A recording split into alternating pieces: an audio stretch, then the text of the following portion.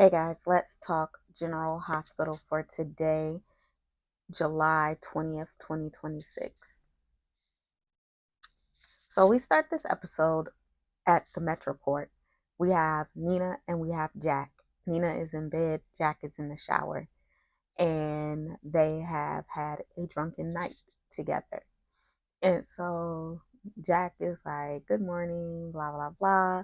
They're having a conversation, and he kind of alludes that he thought that she was using him like for sex to try and secure him helping her with getting the information for Willow. And she was like, "Well, if you were just using me, why didn't you stop?" And he was like, "Well, I wanted to see how far you want to take it." And she's like, "What? You're a pig." And so she gets upset and she hurriedly puts on her clothing to go ahead and leave.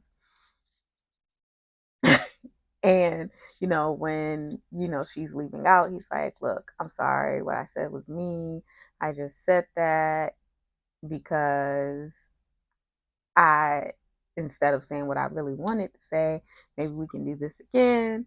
And then Nina turns him down and says, considering, the relationship with him trying to help her with Willow, it's probably best if we don't take it further. And so she leaves. It's kind of funny because he got under Nina's skin, which is funny. But I don't necessarily trust Jack, y'all. I don't know if his intentions with Nina are pure. Is he using Nina to get back at Carly? Because we all know that Carly hates Nina. And so that would be a way to get back at Carly. I don't know what his angle is, and I don't trust him.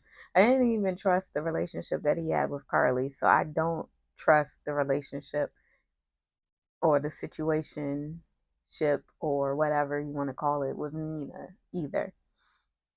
Then we have Molly and Laura. They're at the PCPD because Molly wants to question Laura about the Sidwell case because Laura is a key witness in the Sidwell case. And so she wants to get all the information, that she can. Meanwhile, Ezra is outside of the interrogation room and he's in the two-way mirror trying to get Laura's attention, but Laura is ignoring him and continuing her conversation with Molly. Meanwhile, Joe walks up and he's like, "Yeah, the mayor's busy right now. She can't see you. You can come talk to me," because they brought him in for questioning because as we know, he was at the house when Sitwell was brought in. Well, he was at the house when Joe came, he was sticking out the house or whatever, and he saw Sidwell get out of saw Sidwell get out of Ezra's trunk. So Joe knows that he has something to do. At the very least, he was aiding and abetting a fugitive. So like they're bringing him in for questioning. And so he's like, "Did you get a lawyer?" And he was like, "No, I didn't find one I like yet." So they're asking questions and he's trying to like evasively answer the questions. It's quite comical actually. And so when Laura comes out of the interrogation room with Molly, he's like, "Laura, can I speak to you?" And they go back in the interrogation and he's like, "You got to help me. You got to help me." And she was like, "Well, you better ask for a deal, give them information that help them convict Sidwell and get a deal, a immunity deal." And he's like, I don't know." So Molly comes in and he agrees to give her information in exchange for a deal. So, Laura walks out to talk to Joe while Molly talks with Ezra, and he apparently gave her some information. And she said that they worked up a deal if the information that Ezra gives them pans out to be helpful in convicting Sidwell. So then we have BLQ and Chase. BLQ is on the phone with the record execs for Trina and Geo, and Chase is there, and they're having breakfast together, and they're talking about their relationship, and he's talking about how he's going to put everything first and doing the same Chase song and dance. And then she gets another call because from Lucy, and she has to leave because it's work related or whatever. Meanwhile, Tracy is out at the stables with her horses, with her horse, and in comes Willow. And Tracy like, what you doing here? You came here to accuse me of something else. So Tracy is automatically on guard. She even like, she has her riding stick, and she's like, do I gotta use this on you? And she was like, you can put your stick down. Basically what happened was Willow brought Scout over to ask her a question. And so she leaves to go make herself scarce while Tracy talks with Scout. And she goes back to the house and runs into Chase because, of course, that's what she probably came there. She says that she volunteered when Scout said that she wanted to come see Aunt Tracy. She said she volunteered to bring her. Yeah, you did volunteer to bring her. I'm sure you did because you wanted to volunteer to see Chase.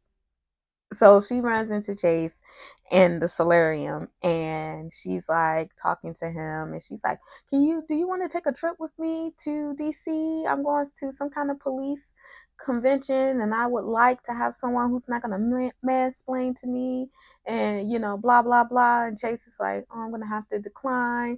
And she's like, oh, and he says, I got to focus on my family or whatever.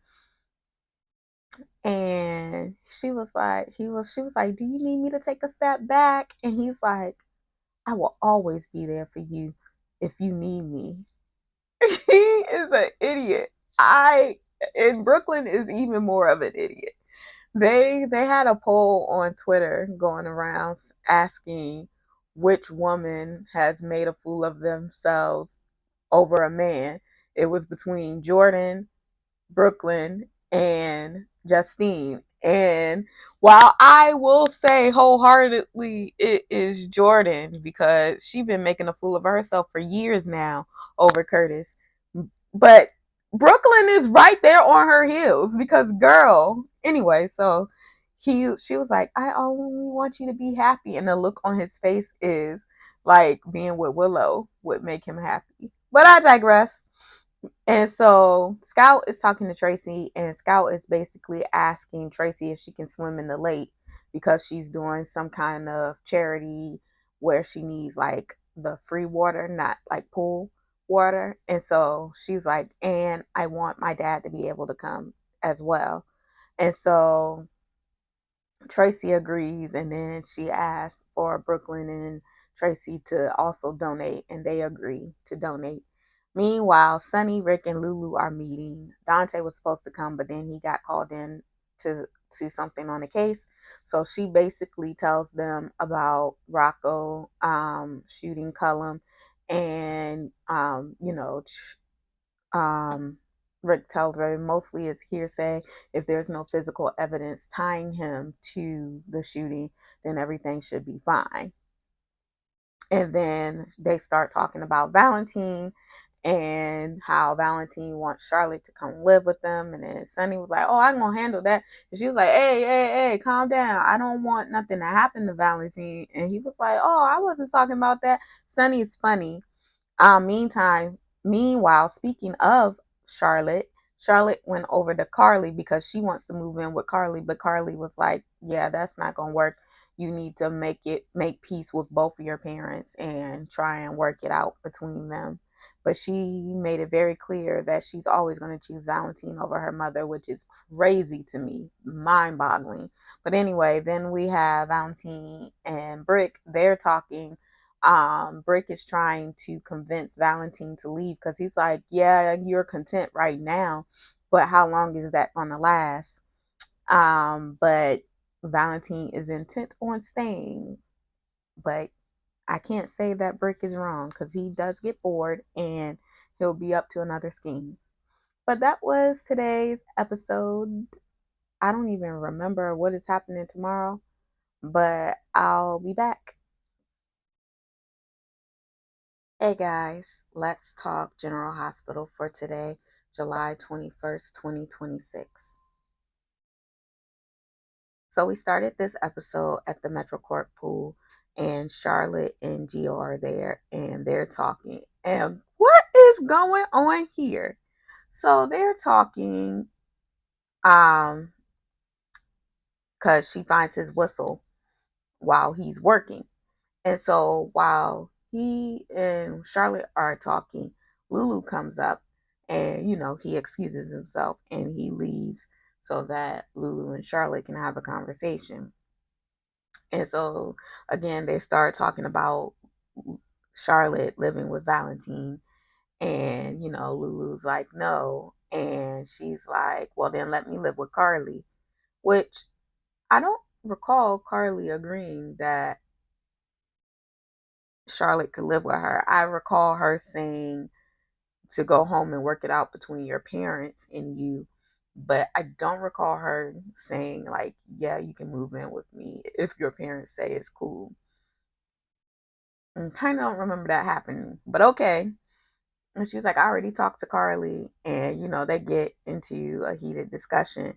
And then Lulu makes up an excuse because we later find out it was excuse.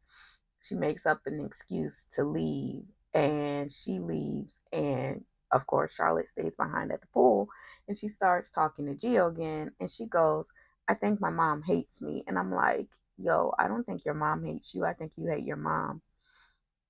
You quite literally sat there in Carly's kitchen and told Carly, I'm always going to choose my dad over my mom.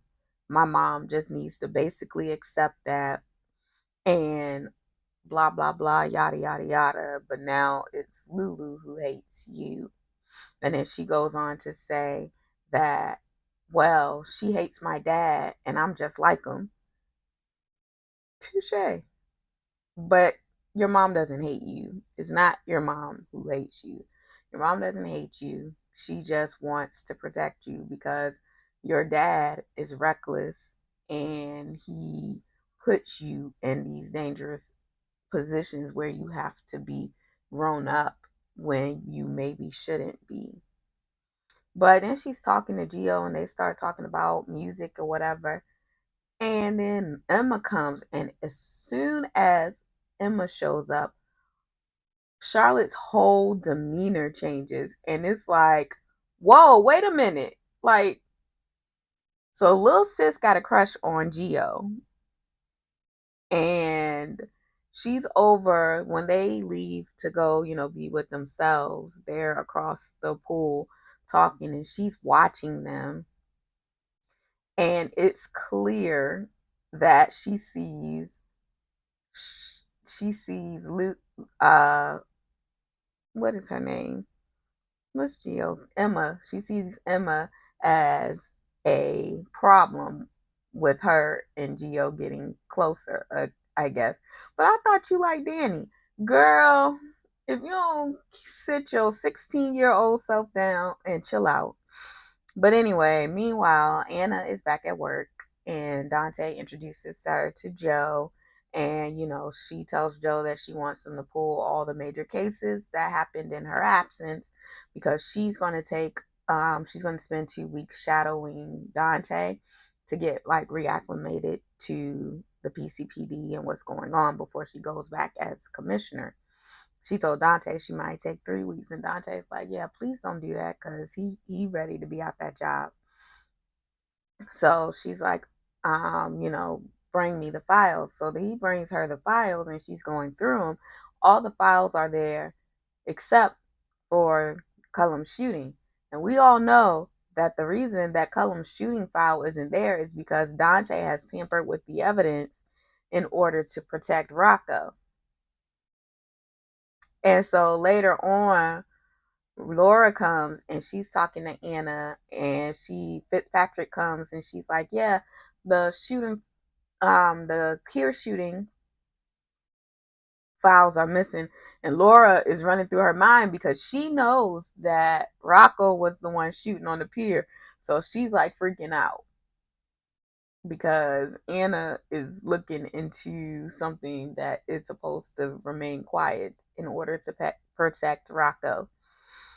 Meanwhile, at the hospital, Stella, Liz, and Tristan are walking around because they were basically giving him a tour and, acclimating him to his new role as a physician at the hospital. So they're giving him a tour or whatever, and they're talking. Meanwhile, Britt is coming, and she's there to speak with Stella and Liz about, them recommending her to get her job back. And so Lucas sees her, and he's talking to her, and he's trying to tell her stupid self to go into the meeting with some humility. Like, don't come in there acting like they owe you your job. And why somebody has to tell Britt this is beyond me. So she goes in there with um Liz and Stella, and Stella was like, so tell me why you hit Liz in the head and locked her in the bathroom. And so while they're in there with Britt, Lucas is talking to Tristan, and he's trying to get Tristan to play on the GH team for softball. Meanwhile, I'm a little annoyed with how this thing went with Britt because I feel like they gave Portia a way harder time in her meeting with Tracy and Laura than they did with Britt. And I feel like nobody cares what she did to Heather, because Heather is a criminal and she is crazy, regardless of what the test results said. But Britt keeps doing this thing where she just leaves the hospital up high and dry whenever the whim strikes her. I don't care what the excuse is, but I feel like they took it far easier on her. Cause like, I'm gonna shut up. I'm not even going down that rabbit hole because this ain't even about Portia today. Portia wasn't even on. Meanwhile, Sonny and Justine are at Charlie's, and he's asking Justine, "Is there any pending charges for Valentine?" And she's like, "Yeah, no. The WSB cleared things against all jurisdictions or whatever, so there's nothing against him." And so he's like, "Well, I'll figure something out one way or another." And she's like, "Wait a minute. If you saying what I think you saying, you and me gonna have some problems." And then they're kissing and whatnot and what have you, because yeah, let's kiss the local crime boss. And so then he gets a call from Brick because he goes over to see Carly to give Carly evidence on Valentine, which Carly does not tell Valentine about. And he's trying to deter her from seeing him, but she basically tells him that is nothing's going to stop her. But then he plants a bug in her ear, just like nothing stopped you with Brennan. So she's keeping the evidence close. Meanwhile, Valentine goes to see Laura, and he wants Laura to intercede on his behalf with Lulu and, the issues that they're having with Charlotte. And she's like, "Yeah, why you would go to Lulu's mother for that is crazy." But she's like, "Well, if you stop making Lulu look bad in front of Charlotte, then I'll think about helping you." And so that's where they left off with that. So he feels like, you know, Laura might go along with that. And then Lulu and Dante meet up because she's coming to get Rocco. And when she comes to get Rocco, Dante says, "Well, maybe you should let Charlotte go live with um Valentine, even though Valentine don't have a place to live." Neither here nor there. He said maybe you should, because they're beefing because of the whole "you Danny told" and you're taking Danny's side. It's crazy. But that was General Hospital for today. I'm looking forward to tomorrow's episode, and I'll see you then. Hey guys, let's talk General Hospital for today, July 22nd, 2026. So we start this episode where we left off yesterday with Dante and Lulu talking, and he told her yesterday that maybe she should consider, letting not like keeping Charlotte away from Valentine. And she was upset because she's like, "Are you telling me to give up on my daughter or whatever?" And he's like, "No, but you have such a limited time now with her, with her being 16. You only got about 2 years before, she gets to make all her own decisions anyway. And you don't want to further push her away and alienate her." And so she comes to the conclusion that she is going to allow Charlotte to choose, which we all know what Charlotte is going to choose, um, provided um, provided Valentine gets a place to live for her and not at Carly's house or not at the hotel. And she also tells Carly that, look, you need to let me know if he's doing something to put my child in danger. Ooh, okay. I don't know how that's going to work out because, especially with Valentine being Carly's man, I don't know how that's going to work out. Like, is she really going to let you know? But Lulu put it out there. Meanwhile, Carly and Valentine are at the house and they're talking about the black box. And he has pieced together that it's probably Jack's black box, but Cassius stole it. Not Cassius, Cullum stole it for a reason, but Jack wants it back really bad. So he is like trying to figure out, what that is. And he thinks that he can use it for Jack as leverage to get his money back. And Carly's like, well, what if he tries to kill you? And he's like, I don't think he will. He has a plan. And then that's when Lulu shows up with the compromise about Charlotte. Then we have Michael and Jordan. They're at the the Aurora Wellness Center. And, Michael's like, oh, I'm glad to see you. I got to ask you a question. And she's like, good. I want to ask you a question too, but I don't know, if it's insensitive or if it's too painful to bring up. He wants her to, give him like feedback on Aurora Wellness to see if there's anything like they can add or do better or whatever. And she wanted to talk to him about his treatment in Germany. And she tells him that Sidwell offered to pull some strings to get her there in exchange for a favor. And Michael's like, oh, and you turned him down? And she was like, of course I did. Okay, Jordan. But she's really thinking about it. And Michael's like, well, I kept in contact with the doctors and nurses there. I'm not saying I got pulled, but if I can do anything, let me know. My mom said that Jordan was begging. That's when you kind of asked for something, but not come out and directly ask for it. Like you bring up the topic in the situation because you want somebody like to offer you something instead of coming out and asking them. She said Jordan was dry begging when she was talking to Michael. Meanwhile, back at the hospital, Portia and Isaiah are in Portia's hospital room, and Isaiah is meeting the baby, and Portia is commenting about how um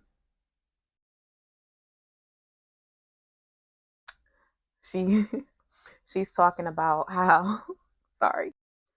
So they're bonding over the baby or whatever, and talking. And Curtis gets off the elevator and he has a little stuffed animal for the baby, and he looks in the window and he sees them. And so automatically everyone is expecting Curtis to act like a butthole. But Curtis is on his best behavior today. He knocks on the door He doesn't just barge in. I'm like, oh, check you out, knocking on the door. He knocks on the door. He comes in, and Isaiah, gives Portia the baby back, and says, he'll see her later. Blah blah blah, and he leaves. No, it was awkward and it was tension, but it was no like confrontation or anything between Curtis and Isaiah. So then Curtis goes in and Portia's like, "You got something to say?" And he was like, "Oh, I just want to know how this little man doing." And he makes it about the baby, as he should. He is being a good father for once in his life. Goodness, how we pray for days like this. And so, him and Portia are talking about names or whatnot and what have you. And then Curtis was like, "Oh, I can take you home if you get out today." And she was like, "Yeah, we could use a ride. You put the car seat in the car." And he was like, "Yeah, you got to be an engineer to do, put the child seat in the car." They're having new parent talk. I'm laughing, sorry. So then, he was like, "Well, since it's the baby's first night home, maybe I could stay the night." She's like, "Hey, yo, we need to set boundaries. You welcome at the house. I don't got a problem with that, but ain't gonna be no overnight visits. This ain't that, like, cause Portia is running the program, and he got to fall in line, and he didn't push back. He accepted it, and he said, "Cool, yeah, right, right, right, yeah, cool." So then Britt comes in to do her exam, and he leaves to go do the paperwork, and he ends up having a conversation with Stella. And he was telling Stella, how he behaved well, even though it was awkward and tense. And she was like, "Good, putting your child first. And I know I ain't never been a parent." And he was like, "You always been like a mother to me. I don't care about none of that." So then, a little bit later, it's time for Portia to get discharged. She's dressed, she got the baby, she's in the wheelchair. Curtis and Stella are outside waiting. And then Portia's like, "Well, the name that you said, I like it. You said it was your favorite, right?" And she was like, "The baby's name is Desmond Robinson Ashford, and I am so glad that they did not name that baby Curtis, because I was going to scream and riot." But anyway, so then Portia is discharged. Meanwhile, Trina, Geo, and BLQ are um, at the record company signing the deal, but they want to sign them both solo. And they like, "No go, we want to be signed as a duo." So they get signed as a duo, but then we hear a call with the guy, and he was like, "Trina's the one to watch." So like, what's up with him? He's sus. Meanwhile, Stella and Britt, before Britt goes to do Portia's checkup, she tells Britt, "You got a patient that has requested you." And then they get into it because Britt is like, "Y'all is basically, it's like y'all punishing me." And she's like, "How dare we punish you for what you did?" She's so entitled, it's crazy. But anyway, Stella and Jack are having a conversation because Stella is um but like I was saying, um Anna and Anna and Jack are talking, and they're talking about who shot Cullum, and she thinks it was Cassius, and she lays out why she did. But Jack tells her it wasn't Cassius, and she said, "But that would make sense." But he won't tell her who it is. I think he should tell her. What y'all think? I think he should just come out and tell her. Meanwhile, Kai is at the surf lounge, or whatever it's called. He's there, and Quinn comes up, and he is apologizing, and Kai is like, "Well, you gotta apologize to Trina too." And he was like, "Of course I can." He was like, "Well, you can when she comes over, because she's on her way." So Trina gets there, and she's like, "Kai, you ready to go?" Because she don't with him. And so he was like, "Oh, Trina, let me apologize." But then he goes over and he sit at a table when he had supposedly left, and he's sitting over there looking at her, and he kind of glaring. And then it cuts to somebody has a board with all these Trina cutouts. We start in the Trina Stalker storyline. I'm excited. But yeah, that was General Hospital for today. Let me know what y'all thought down in the comments, and we'll be here for tomorrow, Thursday. Yeah, we'll be here to knock it out tomorrow. All right, bye. Hey guys, let's talk General Hospital for today, July 23rd, 2026. So we start this episode at the pool again, and Gio is there working, and Emma comes and she's making fun, like, oh, you showed up to work today, because him and Trina previously signed their record deal. So she's making jokes about, oh, you showed up to work today, and he's telling her that, you know, he's still sticking to his roots, and that he promised Carly and Olivia that he would continue to work until they found um, someone to replace him as a lifeguard. And it had me thinking, what is Trina going to do about her job? Is she going to continue to work with Ava, or is she going to put that on pause to do this new thing? I'm just wondering. Then we have Sunny. He comes to the pool because Rocco is also working at the pool this summer, and he comes there to basically let Rocco know that his mother told him, everything that happened as far as Cullum goes, and that he is there for him, and that he doesn't ever have to keep anything from him, that he should always come to his grandfather, which I think is correct. And I thought it was a faux pas on Dante's part, that, like, if it's a situation like this, you go to your dad, because your dad, I'm sorry to say it, he's well versed in situations like that. And at one point, Cassius did, suggest that he go to Sunny. He was about to do so, but by the time he was about to do so, that was when Rocco had taken off with Britt, so it was kind of too late. Meanwhile, Laura is at City Hall working, and Dante comes over because she asked him to come over, and she's telling him, she was at the PCPD the day before, and Anna was looking for, the evidence, and he was like, well, there's no evidence left. I got rid of it all. There's no evidence to uncover. And she was like, but we know Anna's not going to stop looking for it. And he's like, yeah, I know. So he was like, well, I'll handle it. Meanwhile, Anna is talking to Chase, and she's trying to get an idea of what is going on with Chase, and how came about that he's demoted. And he tells her that IA found him, didn't find any evidence of him tampering with the evidence. However, he did do his own side investigation, and because of that, he was demoted. And she tells him, yeah, your demotion was, warranted, but I can possibly see a path forward for you if you do this for me. And basically, she wants him to look into to do side investigations on the investigations as far as Cullum, Sidwell, and Cassius, and give her the information. However, right, when he agrees to do it or whatever, Dante knocks on the door, and he comes in, and Chase leaves, and then Dante tells Anna, he doesn't tell her any specific details, but he was like, I handled the evidence and it's gone.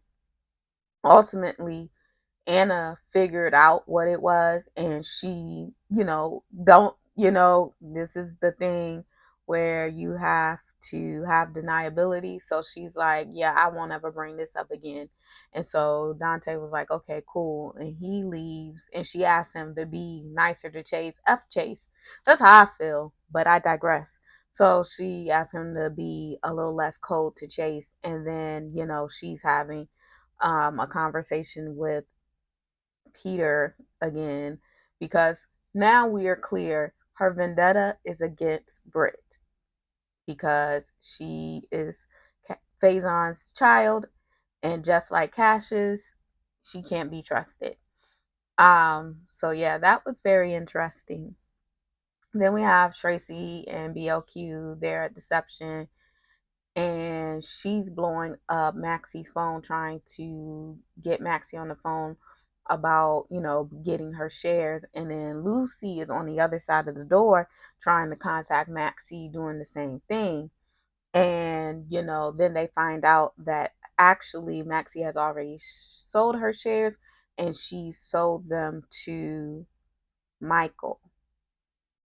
And so, yeah, that was interesting. And then we have Cody and Molly. They're at the what's it called?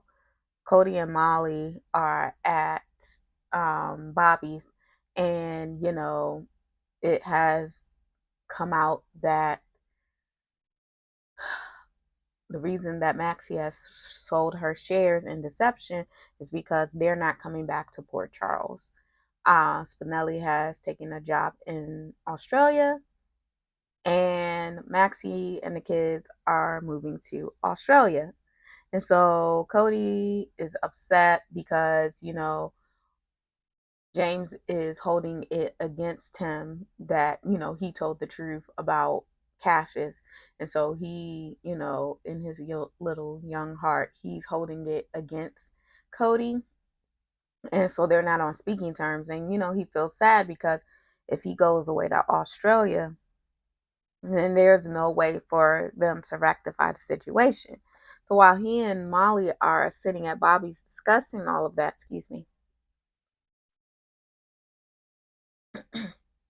while he and Molly are sitting at Bobby's discussing all that, in comes James and Felicia and Mac. They come in, and James speaks to Molly, but he don't got words for Cody. And so Molly starts talking to him, about wombats and kangaroos. And then she goes, tells him to come over to the counter so that she can show him pictures of them on her phone. So they go over there, and then Cody is talking to Mac and Felicia, and they were like, "I appreciate what you did, but you need to show up for James and let him know that you're still a person that's going to always be there for him. And that's all you can do in a situation like that. Don't let it end like this. Don't let him leave thinking that he can't count on you." So Cody goes over, and he, talks to Molly, and he's telling her that he got to go because he got to go home and check on the new horse that was born. And so, James was like, "Oh, the baby? She had the baby?" And she was like, "Yeah." And, so then they start talking, and, um, immediately it worked because he started talking about the horse, but then he started asking Cody, about how he's gonna like Australia. And then he was like, my mom said it's hot, I'm gonna have to wear my hat all the time, but I don't have my hat anymore. And Cody was like, "Oh, wait a minute." He goes out to the car, and he brings James's hat back. He was like, "Oh, I would have thought you threw it away," which that don't make sense, but okay. Is a kid. So he was like, "Oh no, of course not." And they make up, and all is well. So then we have Scout, Michael, Alexis, Drew, and Nina and Willow. They're all at the Quartermains, and they're there to watch Scout swim. And so, while Scout is swimming, Nina and Willow go into the boathouse, and they're talking. And while in the midst of their conversation, Willow is like, "Why do you trust Jack so much?"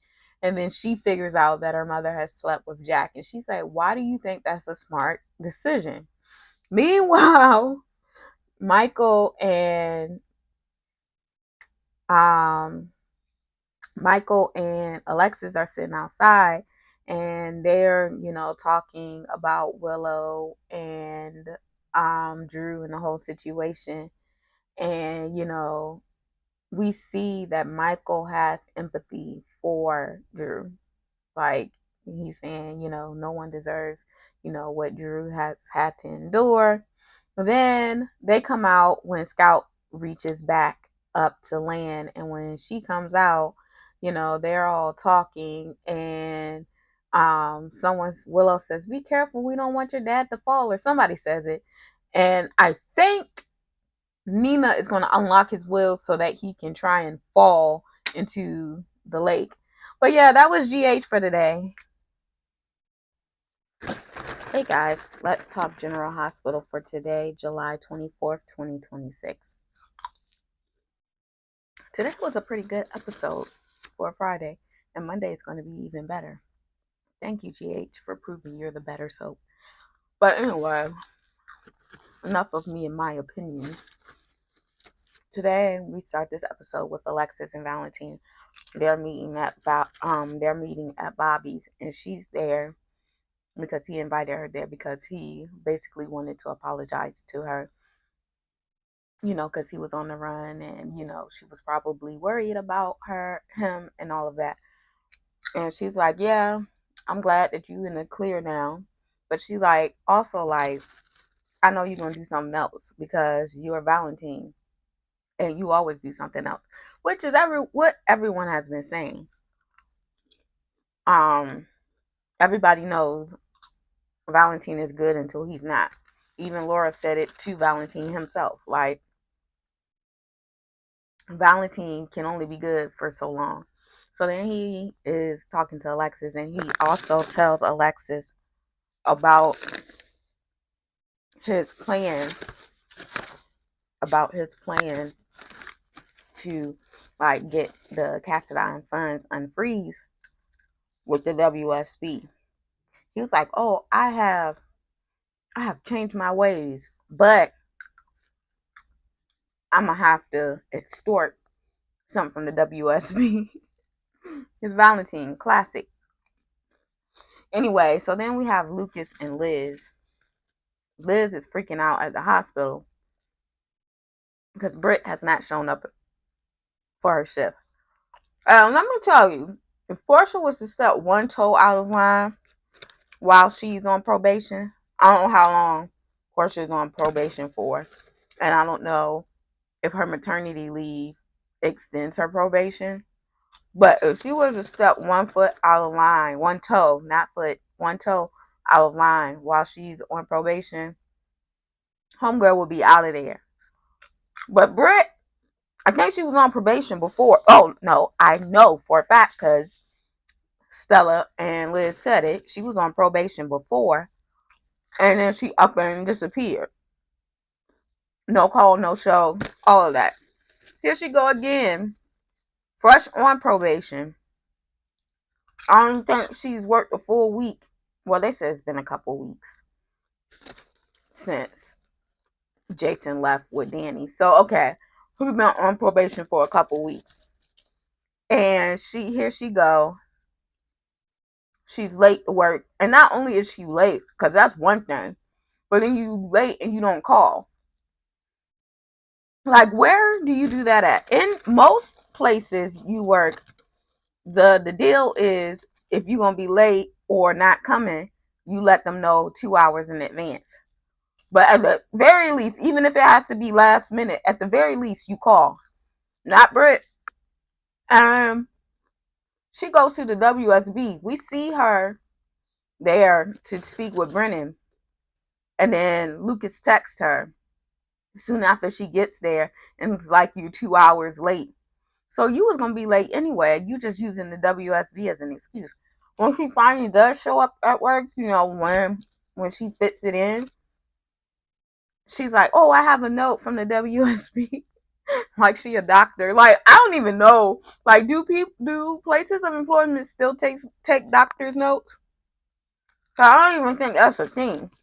Like, please grow up, Britt. Please. Anyway, so Lucas and Liz are talking, and Liz is like, "Can you stay and deal with Britt? Because I don't want to deal with her." And then they're talking about his living arrangements and how he still don't have a place to live. Where he been sleeping, I don't know. But he'll never be homeless. His sister owns a hotel. He has an aunt. His sister has a house that he can live in. Right? Well, he probably won't want to live there with Valentine creeping in every other night. I don't know. So anyway, Anyway, they're talking about his place to live, and she gets notification that Willow still hasn't made the arrangements for the speech therapist or the technology for the speech or whatever for Drew. So she's like, let me go talk to Willow.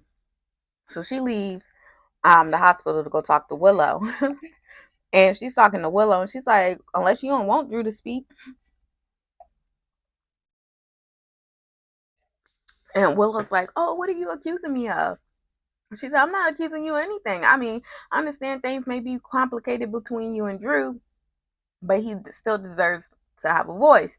And she's like, you're right. And then so Liz is like, can I set the appointment up for next Tuesday? She's like, yeah.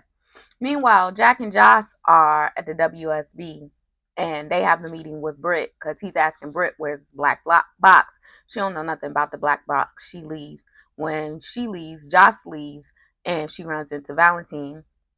Valentine goes in and tells them that, he has the black box and he is willing to give it back to show that he's turned over a new leaf. However, he's going to need something first, i.e., his accounts unfrozen.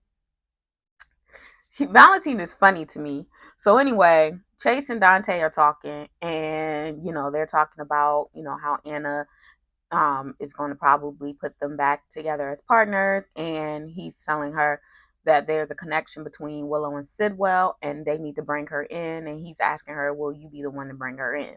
So he agrees to be the one to bring her in. So meanwhile, Scout and Drew, Willow and Nina and Rocco are all at the Quartermain boathouse, and they are watching Scout swim, and they're talking, and they're trying to like smooth like everything out with Drew and all of that.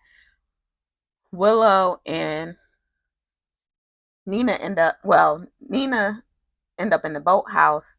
Well, Nina is trying to call Jack. When Brett leaves his office, when Brett leaves his office, he calls Nina back, and he's like, look, it's a no-go on the information, but no, he's calling Willow. I'm sorry, y'all. He's calling Willow back, and Willow is like, he's like, there's a no-go on the information. I can't find the box. And she was like, no, we need it now. He was like, look, I can get you a plane, and you and your kids can leave. And he was like, so let me know what you want to do. So she got off the phone. She calls her mom. And she's like, oh my God, there's nothing we can do. We got to leave. He said, you can come with us too. He'll get us all new identities. I understand you have a life here and you don't want to come. That's fine. But just let me know what you want to do. She hangs up the phone. She is going home because she got to go grab some stuff. And then she got to go pick the kids up from um, the summer camp. So she goes and open the door, and it's Chase there. Chase is there to collect her because he got to take her to the PCPD because you got some explaining to do, Lucy. So then back at the lake, everybody is talking to everybody. Danny and Danny and Jason show up, and Jason goes off to speak with Rocco alone. And so Danny and Scout, they're about to leave to go meet their grandmother at Bobby's. And so Nina was like, oh, I'll get Drew home. So then, she's unlocking the wheelchair or whatever, and she's freaking out because she don't know what to do, but it's a dire situation right now. So she's freaking out, and she unlocking the wheelchair, and then Drew starts talking to her, and he was like, bad day? And she was like, yeah, bad day, but a worse day for you. And she pushed him in the water. So good, so good. I cannot wait till Monday. So meanwhile, Danny and Rocco are in the house, and they're talking about, why did Jason, cover for him. And Jason basically tells him, you got to find a way to put this aside and move on from it and whatnot. But yeah, today was a really good episode because Nina got, when people get put in a corner, you see how they do. So Willow gets all her murdering tendencies from her mother. Let's see what happens on Monday. But yeah, y'all have a great and safe weekend, and we'll be back at it next week. Bye.